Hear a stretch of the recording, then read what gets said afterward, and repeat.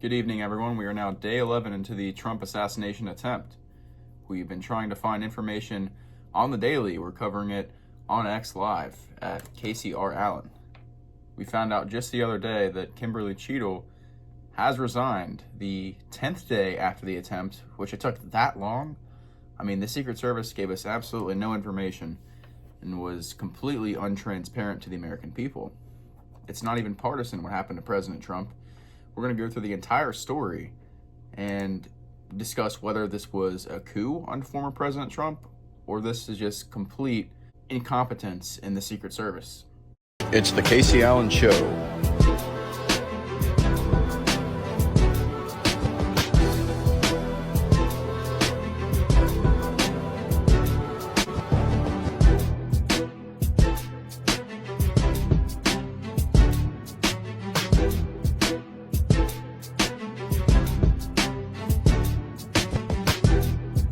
This all began on July 13th at a Trump rally in Butler, Pennsylvania. At approximately 5:10 p.m., a 20-year-old male by the name of Thomas Matthew Crooks from Bethel Park, Pennsylvania, was identified as a person of interest by local law enforcement, and this is supposedly the person who is behind this entire thing, according to the Secret Service.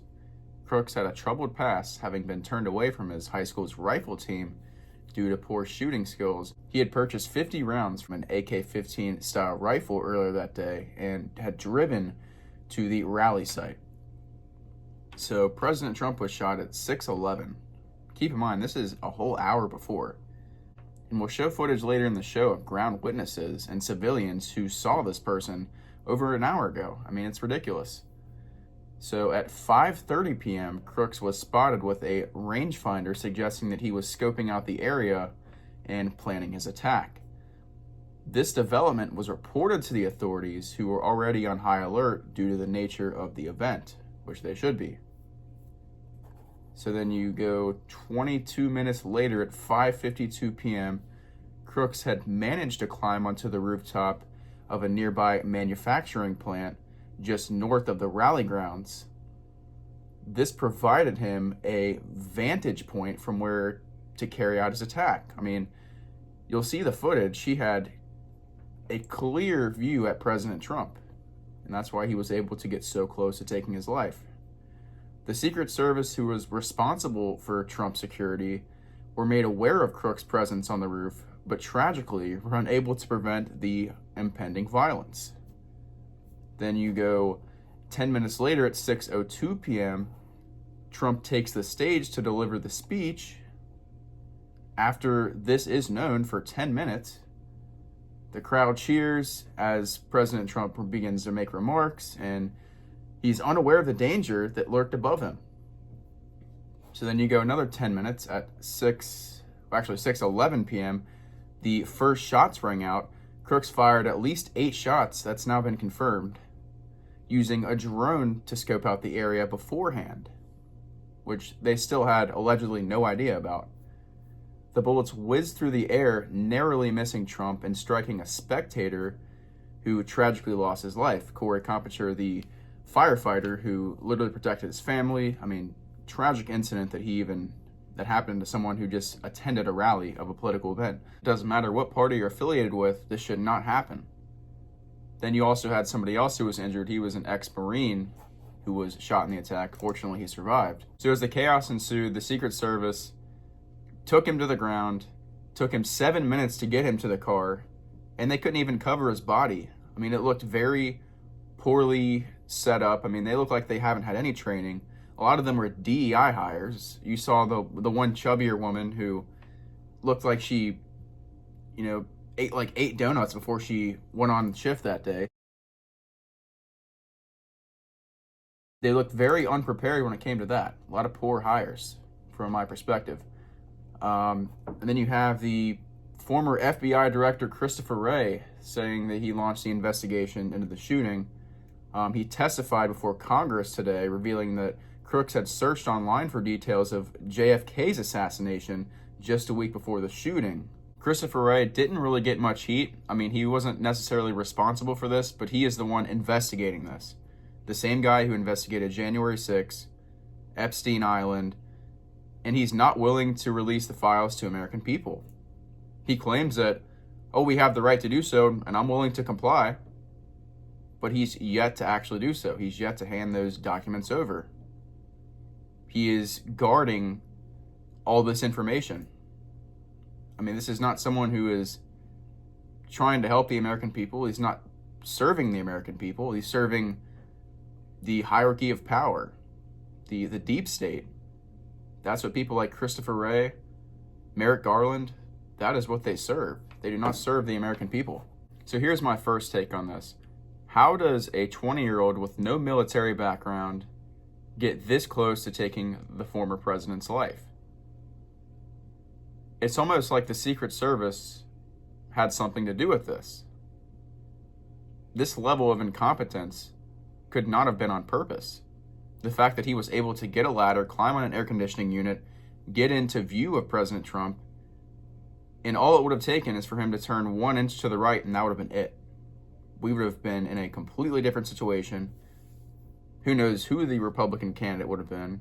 I mean, the Republican Party would have been in shambles 4 days before the RNC, which I literally called. I said on a few podcasts ago, I said that if they do not get Trump in jail over the charges, which they actually postponed until later this year, they're going to try to do something to him before the RNC. Sure enough, that happens.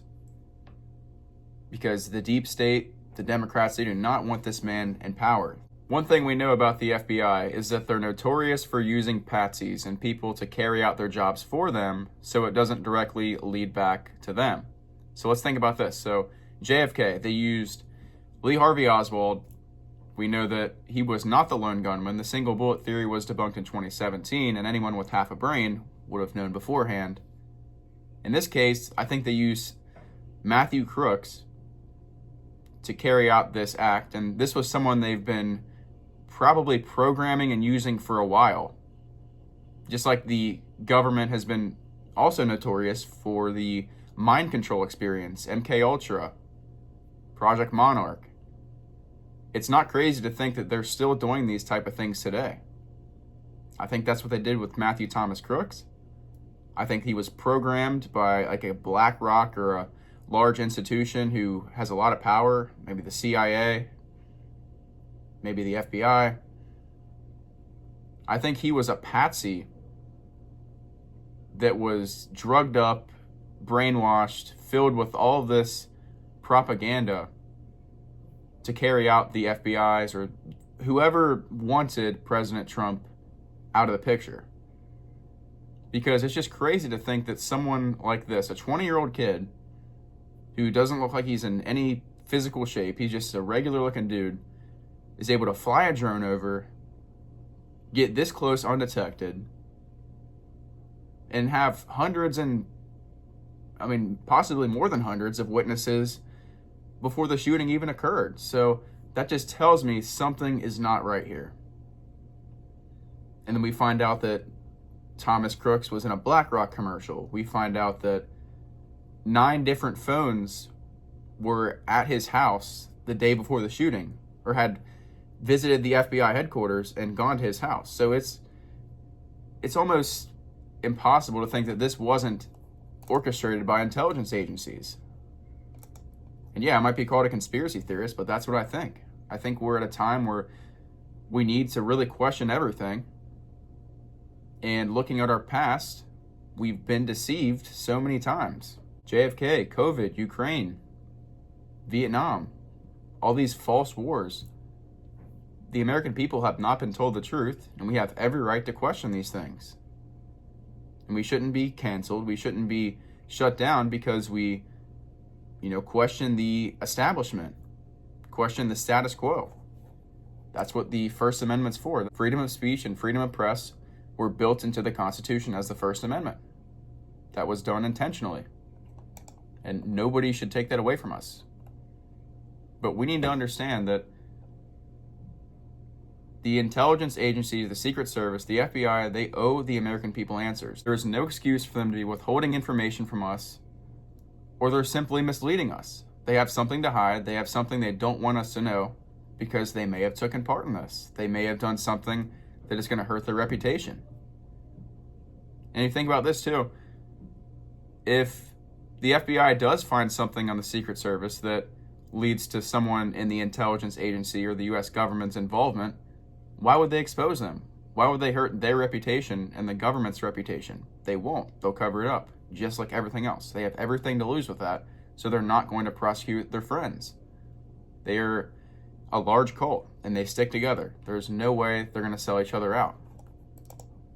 And if you look at Kimberly Cheadle, the hearing with her the day before Christopher Wray's hearing, she was not even sweating at all. She seemed like she was confident. She almost knew nothing was going to happen to her. It's like she was almost protected. Whether it was by Mayorkas or somebody higher up, she seemed pretty confident. I mean, she obviously got fired the next day and caught a ton of heat, but she didn't seem affected. She just seemed like cold-blooded, just ate the bullet. Like very robotic and unhuman-like. And I think in the FBI and whoever the heck set this up, I think in their best interest, they wouldn't inform the Secret Service director. I think she, in a sense, was probably a pawn too. They probably just threw her into the wolves and said, okay, well, you're going to be the one for this. And there are bigger things at play here. They wanted President Trump out of the picture, and they were willing to give up anybody, even their own Secret Service and American people, to do so. They're willing to go at any length. I've said it many times before, and people said I was a conspiracy theorist, and I've proven it to become true. I said it at the very beginning of this podcast in 2023. First step is they try to ban you on social media. If that doesn't work, if you get bigger, they try to put you in jail over false charges. If that doesn't work, and if you still get bigger and the Streisand effect actually helps you, well, they have no choice but to take you out because you are such a threat to what they're trying to do. If you can take a part of the population and influence them and get them to think a certain way against the status quo, you pose a threat. And that's exactly what someone like Donald Trump is.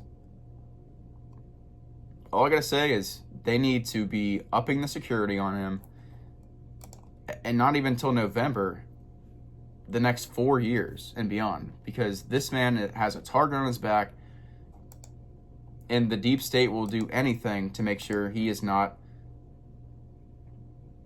breathing in November. It's simple as that. And we have to do everything to protect this man, because I believe it will happen again. This was a failed attempt. They hope this happened. They wish that it did, because I mean, this would be a civil war right now if President Trump was assassinated. This would be insane. Nobody would be going to work. I mean, there would be massive chaos throughout the streets. Probably a January 6th on every single state capital. I mean, it would be absolute mayhem and chaos that no one could imagine. And I think God was with President Trump there. I mean, if you look at the actual footage, how close that was. I mean, whizzing past his ear. I mean, man, if he just moved 1 inch or a millimeter, that's all it took. It would have been fatal. That would have been it. So yeah, we're going to go through all the footage. We're going to react to this, and you can think for yourself what actually happened here. I mean, I think this is something we're not going to get the full information on, and it's going to cause a lot of speculation. But it's best that we look at this in an unbiased view, and we don't cut out information like the mainstream media does, because they like to have a certain narrative paved for them by their donors and sponsors. And that's not the case with us. We're going to go through all this in a fair manner and get to the bottom of this. So we're going to start off with the original video of President Trump getting shot at 6:11 p.m. at the Butler, Pennsylvania rally on July 13th. Brace yourselves. Probably 20 million people. And you know, that's a little bit old, that chart. That chart's a couple of months old. And if you want to really see something that's said, take a look at what happened.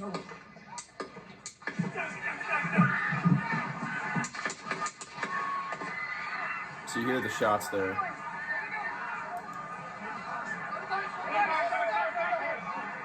At least 8. And that's when they got the shooter.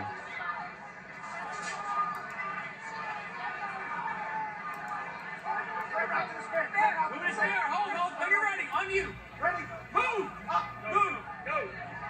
Up. Pop out here. Ready?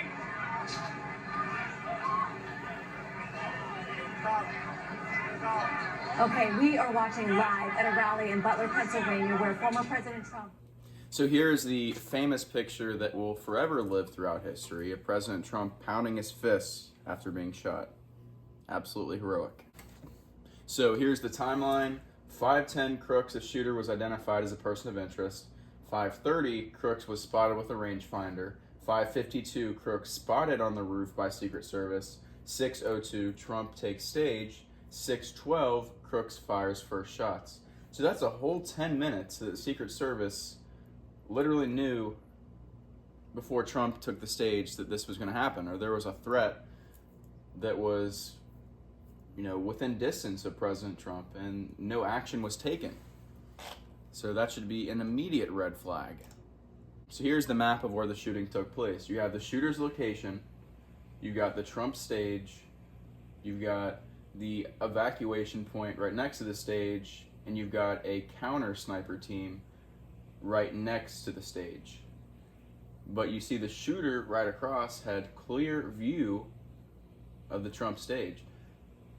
So why was this area not surveilled? And why was he able to get up on a ladder and that close? I mean, how could they not see from this roof to that roof? You would think that that would be within not only eye distance, but I feel like if you have a rifle, any sort of scope, binoculars, I mean, that should be clear as day. So here's a view on the rooftop in which Secret Service had clear sight. I mean, it's insane. Not close. Yeah. You can see the guy down. So that's Thomas Matthew Crooks after he was shot. I think they hit him, but the guy looks bad. Now, there was a phone and battery pack and a walkie that Thomas Matthew Crooks was using when he was shot. So this was recovered next to the body. Here's the side-by-side of witnesses that saw Thomas Matthew Crooks and the Trump speech occurring at the same time. It's pretty remarkable. There he is right there. Somebody identifies him. He's laying down. See him? Yeah, he's laying down. And still I'm here with you fighting like hell to get a Senate. What's happening? And to make sure we take back the White House, because if we do, we're going to make America better than ever before. We're going to make it. Yeah, look. And it's There not he is. easy, because we have millions and Yeah, he's right millions there. of people in our country that shouldn't be here. Dangerous people, criminals. We have criminals. We have drug dealers. We have people that should not be here. And it's much tougher than it happened. We have the strongest border ever. So yeah, they're saying he's In on the recorded roof, history, we're the still best border. speaking. In fact, if they could ever put up a chart, I don't know if they can do it. Do you guys have access to that chart that I love so much? You don't mind if I go off teleprompter, do you? Because these teleprompters are so damn boring, I try and explain that. Oh, there's it. Wow. You guys are doing it. They're getting better with time. My guys, take a look at that chart. Take a look at the arrow on the bottom. See the big red arrow, right? So that's when I left office. That was the lowest point, and that comes right from the government services, comes right out of Border Patrol. Take a look at that. So that arrow is the lowest amount of illegal immigration ever in recorded history into our country. And then the worst president in the history of our country took over. And look what happened to our country. Probably 20 million people. And that's a little bit over that chart. That chart's a couple of months old. And if you want to look at this, Someone who can see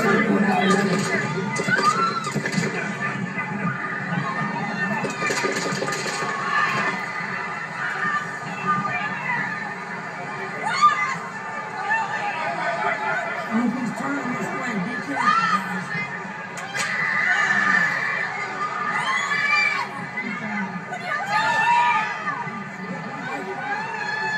We got breaking news.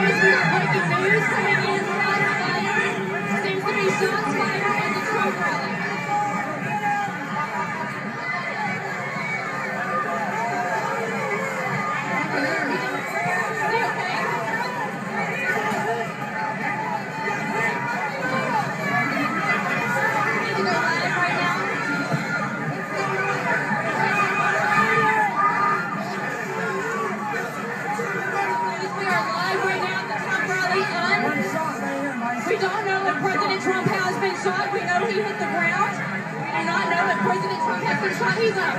He's up.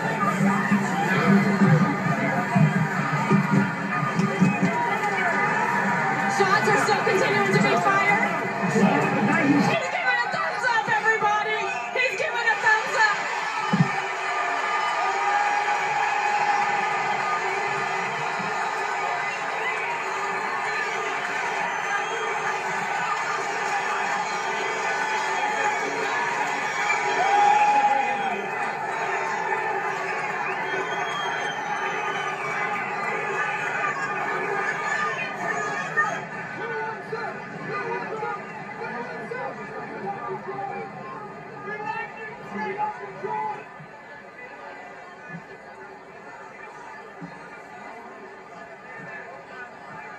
Breaking news right now. This is Vanessa Broussard.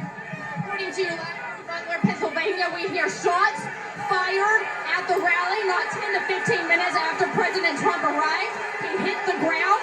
Unheard of yet if he has been hit by gunfire. Secret Service quickly erected. You can see the guy down. The snipers on the building behind the... I think they hit him because the guy it looks dead. Someone who was here, you weren't inside. So here's a pretty interesting interview. This was by the BBC right after the shooting occurred. This guy's he was a witness and said he saw the shooter 30 minutes to an hour before. And it's a pretty authentic interview. I'm surprised they actually, a network like BBC would be willing to air this, but they did, fortunately. But you were just outside. Tell us what you saw. So we had a party here all day. You can see behind us the Brinkles Farming Greenhouse here. We had a party. And we all decided, hey, you know, when we hear Trump up there, we're going to walk up through the field, stand by the trees out there under the shade, and watch and listen to the rally, right? We couldn't see him, but we could hear him. So we walked up, and probably 5 to 7 minutes of Trump speaking. I'm estimating here, I have no idea, you know.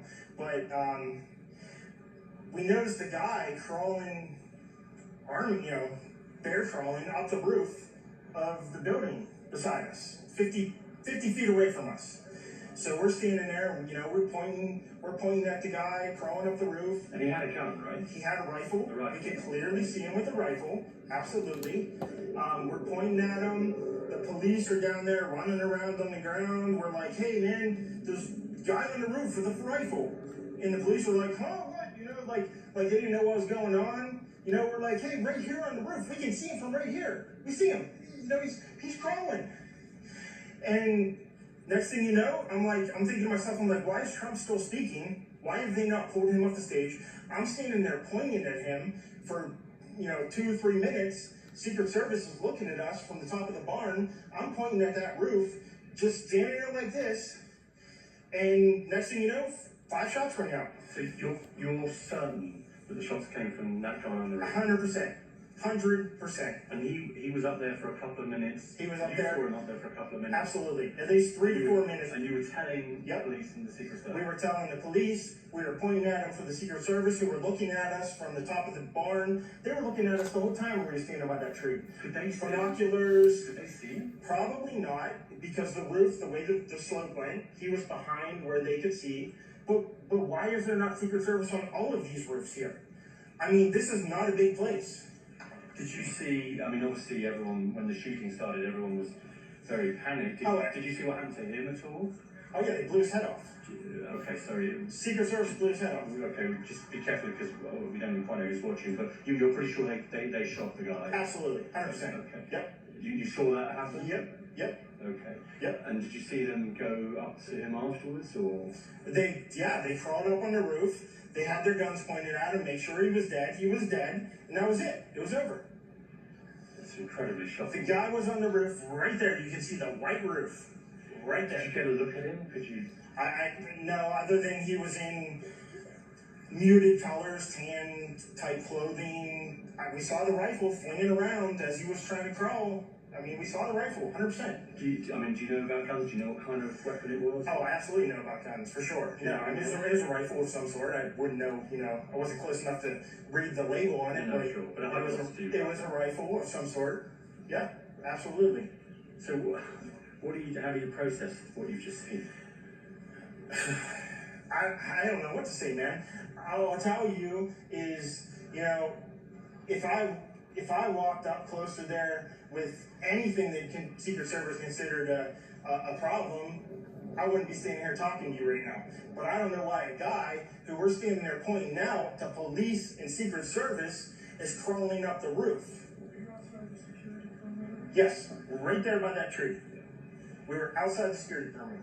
But my question is, there's only a few buildings around here. Why is Secret Service not in every building here? Well, there's a whole bunch of questions, I think, that are going to come. There's a whole bunch of questions. Yeah. Yes, she was right in front of me. She kept going back and forth right in front of me. Yes. Tell us about her. I mean, nice horse, nice lady running with a flag. Seemed very, patriotic. But what's the significance of her? No, he asked me if I saw a horse. Okay. So this is Eli Crane. He is a former Navy SEAL, and he is on the roof afterwards explaining what he thinks and what could have possibly gone wrong with the security. It's not that steep at all. We just had a 70-year-old man back here climb up on the roof easily. See that water tower behind me? Had Secret Service or anybody had sniper teams up there, this guy wouldn't have made it 5 feet up this roof. He would have been taken out. Behind me, you see the windows that Secret Service was supposedly in the second floor of this building behind. Makes you wonder why they weren't able to quickly dispatch the individual. And then behind me, back over here where those red roofs are, that's where the stage was set up. That's where the president was giving his speech from. A lot of questions here in Butler, but we look forward to doing oversight and getting to the bottom of it and making sure it never happens again. So here's a pretty interesting story. So we found out that a couple of days ago, a PhD did a scientific analysis of a bullet audio signature from the assassination footage and confirmed that there were 2 shooters at the scene during the assassination. So it wasn't just one, there were definitely 2. It gets even crazier. And I actually posted this myself. I said, this is my original response. So you mean to tell me that the only assassination attempt on Donald Trump happens to be days before the RNC convention, and after they've tried to silence him on social media, put him in jail, and at the same time Secret Service wasn't able to identify the shooter until several shots had been fired? This is a deep state coup on the former President Trump. This is war.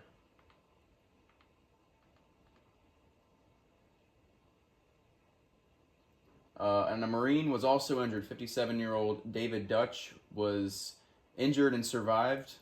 He was the second person shot with Corey Competer, who unfortunately passed away. Kimberly Cheadle of the Secret Service, she attended the RNC convention, which was a terrible idea considering she was the one that is in charge of the Secret Service and let this happen. But she attends the RNC convention days after and immediately gets rushed out by Tennessee Representative Marsha Blackburn. Assassination attempt. You owe the people answers. You owe President Trump answers.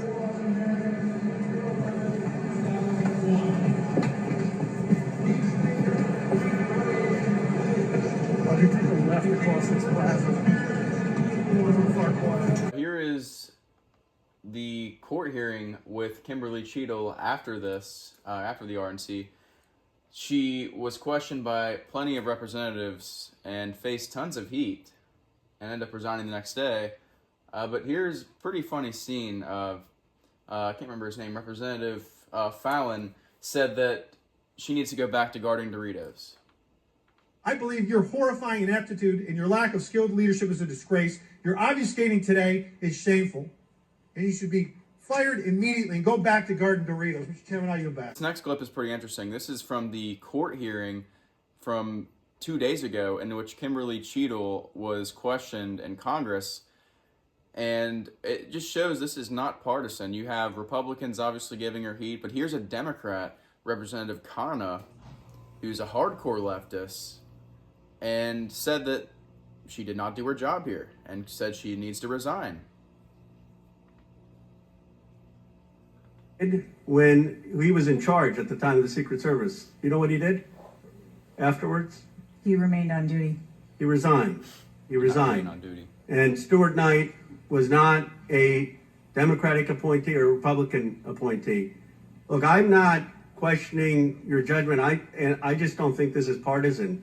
If you have an assassination attempt on a president, a former president, or a candidate, you need to resign. That's what Stuart Knight did. He was a Republican appointee, and he took responsibility. And I think you need to reflect. This is not a question of you. It's a question of the American people. You cannot go leading a Secret Service agency when there is an assassination attempt on a presidential candidate. I would say that about anyone who is running. And so I guess my question to you is, what's the difference between your position and what Stuart Knight did? What I will tell you, sir, is that I am dedicated to finding the answers to what happened. And like every Secret Service agent, we don't shirk from our responsibilities. I will remain on and be responsible to the agency, to this committee, to the former president, and to the American public. But is there a reason you wouldn't just do what Stuart Knight did after the Reagan assassination attempt? I believe that I provided an answer. There's nothing more that you have to say? I mean, do you really believe at this moment, given how divided the country is and the questions asked, that your service in this role is the best for the nation? I mean, I'm not saying you can't do public service again, you can't do something else again. Do you really genuinely in your heart believe that you being in this role is what's right for America at this moment? Most of my questions are going to demand a yes or no answer. Do you understand? I do. Okay, my first... So before we show this clip of Nancy Mace, that was crazy. She literally resigns the next day, but has the audacity to have this bold-fronted mentality and say, I don't believe I need to step down. I believe I'm doing my job. Like, I mean, how can you be that just remorseless from what happened with President Trump? It's her responsibility, and she doesn't even care. That's what it seems like to me. So here is Nancy Mace grilling Kimberly Cheadle, probably the harshest out of anybody. I think she really gave it to her good. Question. Both sides of the aisle today have asked for your resignation. Would you like to use my 5 minutes to draft your resignation letter, yes or no? No, thank you. Was this a colossal failure? It was a failure. Yes or no? Was it a colossal failure is the question, yes or no? I have admitted this is a terrible... This is a yes or no series of questions. Was this a colossal failure, yes or no? Yes. Was this tragedy preventable, yes or no? Yes. Has the Secret Service been transparent with this committee? Yes. Would you say the fact that we had to issue a subpoena to get you to show up today as being transparent, yes or no? I have always been... Yes or no? You didn't want to answer the question. Committee. We had to issue a subpoena to get you to show up today. That is not transparent, by the way. You stated earlier, Secret Service is not political. Is that correct? Yes. Okay. Would you say leaking your opening statement to Punchbowl News, Politico's Playbook, and Washington Post several hours before you sent it to this committee as being political, yes or no? I have no idea how my statement got out.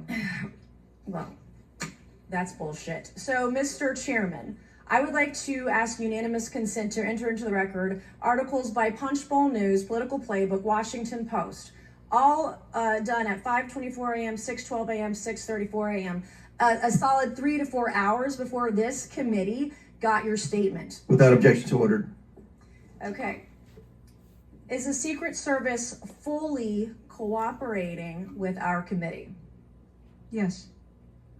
Okay, you say you're fully cooperating with this committee. On July 15th, this committee sent you a list of demands of information that we wanted. Has the Secret Service provided this committee a complete list of all law enforcement personnel that were there that day? Have you done that? Have you provided a list to the Oversight Committee? Yes or no? I'll have to get back to you on that. That is a no. Have you provided all audio and video recordings in your possession to this committee, as we asked on July 15th? Yes or no? I would have to get back to you. That is a no. You're full of shit today. You're just being completely dishonest. Mr. Chairman, Mr. Chairman, I want to.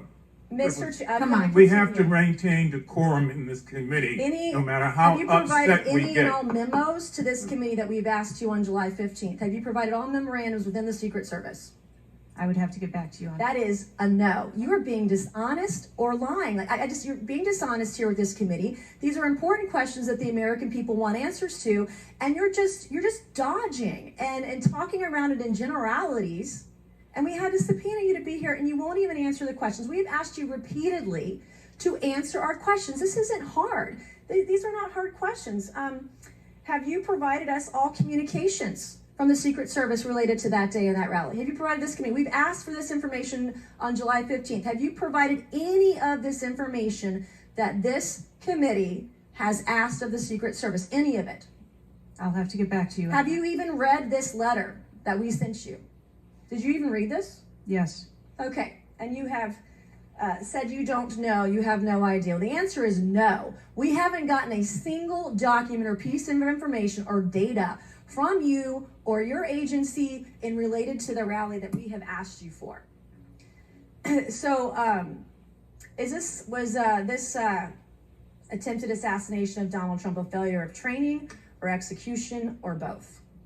I think that those are answers that we need to training, execution, or both. Which one? I think those are answers. All right. How many Secret Service personnel have lost their jobs due to this colossal failure? At this time, none. How many Secret Service personnel have been required to take a refresher course on how not to let people shoot Donald Trump? Our personnel are currently operational. We are examining the facts of this investigation, and we will make the changes necessary. What time did law enforcement become aware that there was an individual on the roof with a clear line of sight to President Trump? I am still verifying timelines. Of course. 9 days in, you have no answers. How many minutes went by between the time law enforcement saw and took photos of crooks and the shooting? How many minutes? I am still verifying timelines. 57 minutes. Thank you, Mr. Chairman. This is a huge piece of evidence, one of the largest we've gathered in the last couple of days. The cell phone data links frequent visitor to Thomas Crook's home and FBI building. The Heritage Foundation's Oversight Project has analyzed mobile data, uncovering a connection between frequent visits to Thomas Crook's Pennsylvania residence and a building nearby an FBI office in Washington, D.C. Weird. So the analysis identifies 9 devices associated with Crooks' home and workplace. Crook did not act alone in the assassination attempt of former President Trump. That is very strange. You're trying to tell me that that's just a coincidence that all these phones are linked to Crooks' home and the FBI building? Come on. So here are the pictures of what I just said. You can see the geolocation data right here. It's literally public information.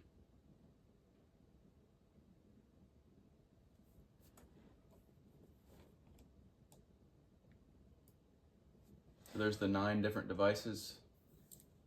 There's his Bethel Park home. He used a drone. That's also been confirmed by the Secret Service. My name is Brian DeLong. This is possibly the creepiest thing this far. Crooks was actually in a BlackRock commercial just a few years ago shot at a school. So back to my theory about the CIA and FBI using patsies, this might be direct evidence linking him to that. Financial well-being to me is knowing that I can be free to do the things that I love to do. I hope when I retire someday, they say that guy made this place a special place to come to school. Right there. This is one of the craziest times in American history and will forever be known in the history books for future generations. And it's all about how will we uncover the truth. We have the ability, the technology, and enough truth seekers to find out what really happened here. Because as we know, the FBI and the intelligence agencies investigating this are just going to hold on to these documents and the information that we need for as long as they possibly can. I mean, it could be 30, 40, 100 years until we find out any more information about this, because they're closely protecting someone involved in here and involved in this case.